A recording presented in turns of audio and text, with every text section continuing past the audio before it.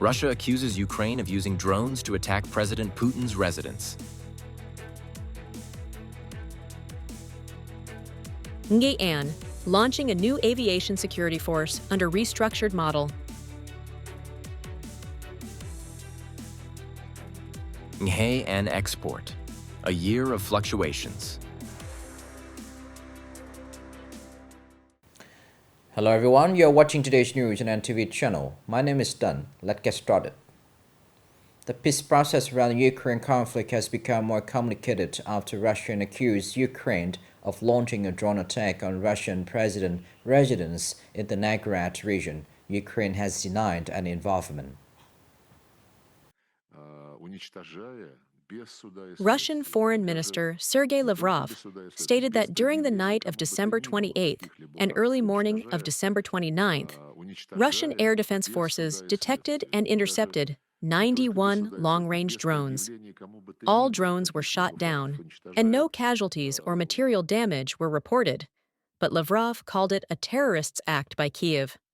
Russia affirmed its commitment to advancing the U.S.-mediated peace process, but stated that its negotiating position would be adjusted, and the targets and timing of retaliation had been determined. U.S. President Trump expressed anger over Ukraine's actions in a phone call with President Putin, saying this was not the right time to escalate tensions. Ukraine, however, rejected the accusation, claiming Russia was seeking to undermine diplomatic progress. U.S. President Donald Trump said on Monday that the United States could support another major strike on Iran if it resumes rebuilding its ballistic missile or nuclear weapons programs. He also warned Hamas of serious consequences if it does not disarm. Speaking beside Israeli Prime Minister Benjamin Netanyahu following a meeting at his Mar-a-Lago estate in Florida, Trump suggested Tehran may be working to restore its weapons programs after a massive U.S. strike in June. Trump stated that Iran would face military action if it deliberately restarted its nuclear program or added more ballistic missiles. Regarding the conflict in Gaza, Trump blamed Hamas for the stalled ceasefire agreement. He demanded that the group abandon its weapons or pay a heavy price. For his part, Prime Minister Netanyahu has signaled his willingness to cooperate with the Trump administration on the Gaza issue, while also considering resuming military operations against Iran and new moves against Hezbollah forces in Lebanon. This morning, the Nghệ An Provincial Police held a ceremony at Vinh International Airport to launch the new aviation security force following a restructured model. According to the regulations on functions, duties, powers, and organizational structure, the Aviation Security Unit, under the Immigration Management Division of the Nghệ An Provincial Police, is responsible for ensuring aviation security and providing security services at Vinh International Airport in accordance with the law. The unit's duties include screening, security checks, and processing security procedures for passengers, flight crews, baggage, and cargo arriving at or departing from Vinh International Airport.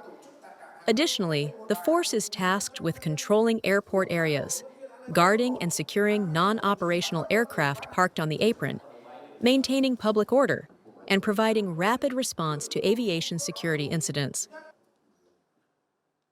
Coming up next are some dated news. Prime Minister Pham Minh Chinh on December 30th chaired a conference reviewing the rapid Quang Trung campaign to rebuild and repair houses damaged by storms and floods in the central region. Due to storms and floods at the end of 2025, a total of nearly 1,600 houses from Quang Tri to Lam Dong were collapsed or swept away and required rebuilding, while 35,000 houses were damaged and needed repairs. To ensure that every household has a home to celebrate the Lunar New Year, the PM launched the Quang Trung campaign, setting the targets of completing all repairs by December 31st, 2025, and finishing the construction of all new houses by January 31st, 2026. After just over 1 month, by December 30th, 100% damaged houses had been repaired.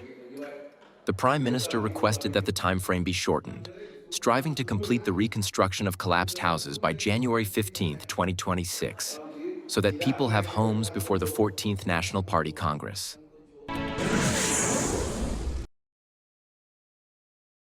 According to EVN, the Southeast Asian country's total installed capacity reached about 87,600 megawatts by the end of 2025, an increase of about 6,400 megawatts compared to last year, placing Vietnam's power system scale second in ASEAN. Commercial electricity output for the whole year was estimated at nearly 288 billion kilowatt hours. 2025 will also be the second consecutive year that EVN exceeds its investment and construction plan, with a total disbursed capital of over 125,700 billion VND, the highest among state-owned enterprises. Many key projects have been completed and put into operation.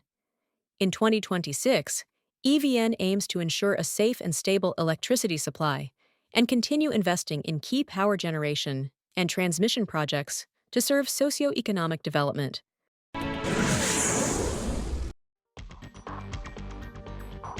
In 2025, Vietnam has spent up to 221 billion USD to import high-tech goods, becoming the largest and most significant contributor to the country's overall import growth.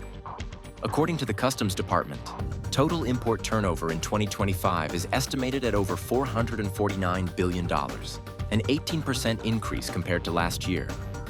Of this, high-tech goods, including computers, electronic products and components, telephones and components, and machinery, equipment, tools, and spare parts, account for nearly 49% of the total import value. Regarding markets, China continues to be Vietnam's largest import partner with a turnover of nearly 183 billion, accounting for approximately 41% of the total import value, followed by South Korea, ASEAN, Taiwan, Japan, the United States, and the European Union.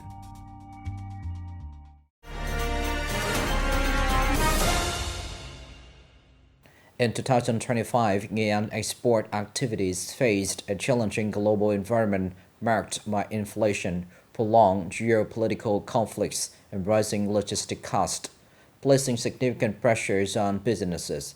Despite these difficulties, the province exports shows strong resilience and maintains positive growth momentum.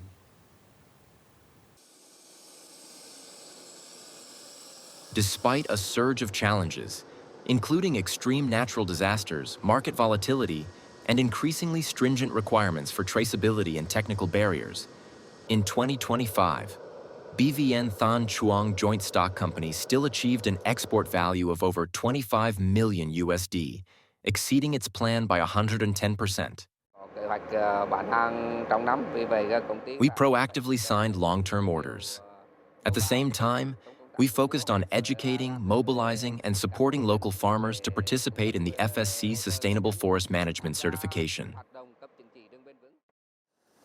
Although operating in one of the sectors facing countless difficulties in 2025, such as natural disasters, floods, a sharp drop in orders, and stricter technical standards, this company achieved positive export turnover thanks to proactive and timely solutions.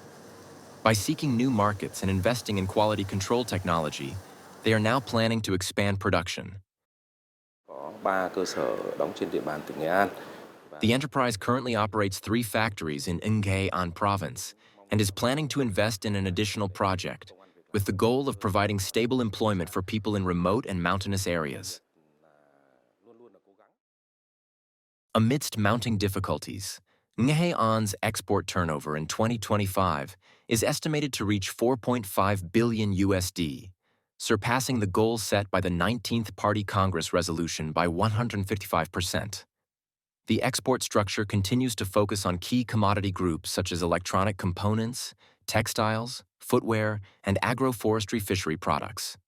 Notably, the electronics and components group grew by 153% compared to 2024, accounting for 44% of total turnover. A major driver of this success is the influx of FDI projects in the province entering production and joining the global supply chain. Our company's growth of over 200% this year is thanks to a series of FDI enterprises starting production and exporting. In its role as a leader, the Department of Industry and Trade has implemented many solutions to remove obstacles, helping businesses diversify their markets and optimize logistics. Tích cực trong cái thông tin dự báo thị trường. The Department of Industry and Trade has been proactive in providing market information and forecasting, particularly regarding new market policies.